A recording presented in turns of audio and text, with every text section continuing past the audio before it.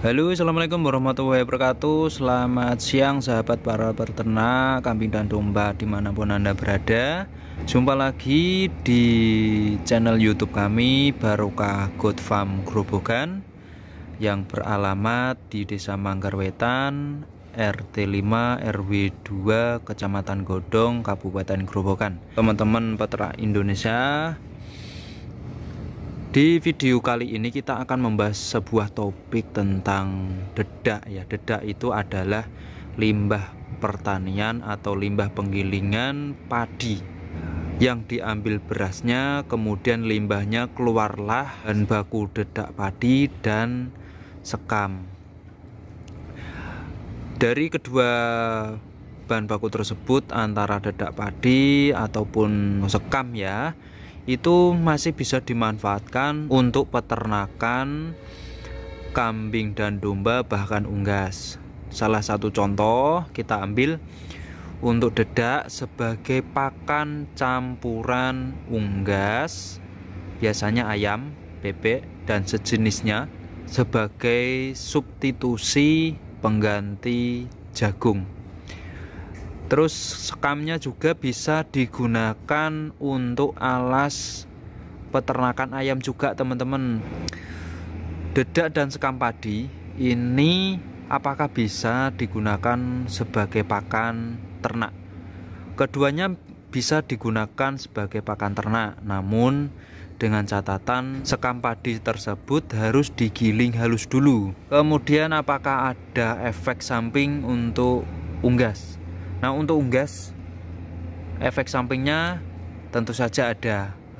Tentunya malnutrisi, kemudian pK-nya tersebut tidak bisa diserap oleh tubuh unggas secara maksimal, dan jika penggunaannya terlalu berlebih, sekam padi tersebut bisa mengakibatkan unggas itu mengalami mencret dan tentunya mengganggu sistem reproduksi. Maka dari itu untuk jenis unggas sendiri harus menggunakan bahan baku yang bagus. Nah sahabat-sahabat semua, di lapangan itu biasanya dedak padi tersebut masih ada sekamnya. Untuk menyiasati sendiri, video ini kita buat dengan cara dua metode ya teman-teman. Yang pertama adalah metodenya menggunakan media air, dan yang kedua kita menggunakan cairan fluorogosinol. Cairan ini tidak diperjualbelikan di lapangan ya, namun biasanya digunakan di pabrik-pabrik besar, terutama pabrik pakan ayam atau pakan unggas. Nah sahabat-sahabat sekalian, kita langsung praktek saja ya teman-teman, supaya durasinya tidak terlalu panjang. Di depan kita ini ada media air ya, yang sudah kita siapkan, yaitu adalah menggunakan gelas plastik yang bening dan diisi air keran. Teman-teman bisa menggunakan air sumur, yang penting air tersebut jernih.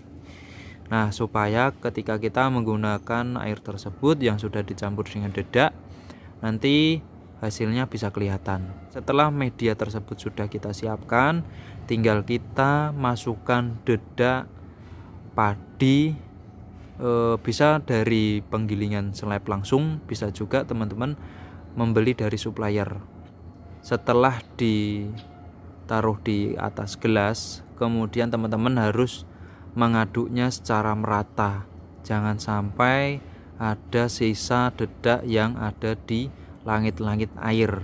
Aduk secara merata dan tunggu 2-5 menit. Sahabat-sahabat semua sudah menentukan waktunya, kurang lebih 2-5 menit. Teman-teman coba melihat di gelas tersebut, pasti akan ada 2 lapisan.